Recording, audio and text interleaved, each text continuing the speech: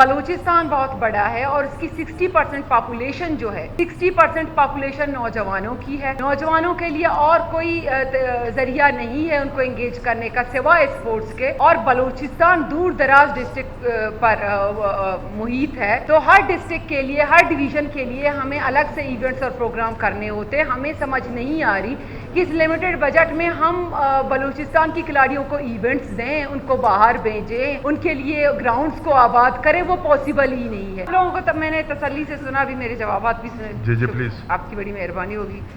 تو اس میں یہ ہے سر کہ ہمارا پورا ایک اینول کیلنڈر ہوتا ہے جس میں تمام ڈویژنز اور ڈویژنز میں پھر تمام ڈسٹرکٹ, اور اس کے ساتھ ساتھ ہمارے میگا ایونٹس ہوتے ہیں, جیسے کہ آنریبل چیف منسٹر میر سرفراز بگٹی کے نام سے فٹ بال ہمارا ٹورنامنٹ ہوا, ہمارا کرکٹ کا ٹورنامنٹ ہوا, ہمارے وومن گیمز ہوئے, قائد اعظم نیشنل گیمز میں بلوچستان کی ہم نے کھلاڑیوں کو یہاں سے بھیجا, فنڈ کیا.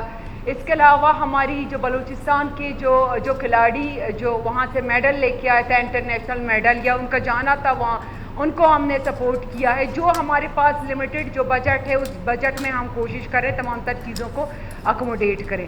دوسرا سوال یہ ہے کہ انہوں نے کنسٹرکشن کے کچھ کاموں کے حوالے سے کہا کہ یہ تو اسپورٹ ڈپارٹمنٹ کے نہیں ہیں اور اسپورٹ ڈپارٹمنٹ اس کو اپنے نام کر رہا ہے. تو میں اپنے معزز رکن اسمبلی کو یہ بتانا چاہتی ہوں کہ اگر آپ اپنی provincial P S D P میں کسی بھی ڈپارٹمنٹ سے ریلیٹڈ کوئی پروپوزل دیتے ہیں تو اس کی PC1 وہی ڈپارٹمنٹ بنا کے دیتا ہے اور اس ڈپارٹمنٹ کی ہوتی ہے.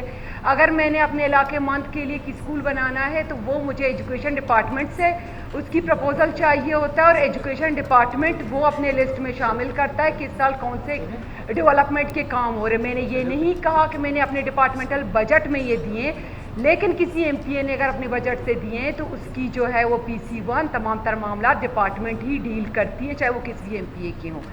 پھر اس سوال کا تو جواب میں نے یہ دے دیا, اور یہ مختلف ہمارے ایم پی ایز کے ہیں جس میں بلیدہ کے بھی 1-2 گراؤنڈز ہیں جو شاید ظہور بلیدی صاحب نے اپنے PSDP سے دیے ہوں گے, اس طرح باقی ایم پی ایز کی بھی ہیں. تو کہنے کا مقصد یہ ہے کہ بلوچستان بہت بڑا ہے اور اس کی 60% پاپولیشن جو ہے 60% پاپولیشن نوجوانوں کی ہے.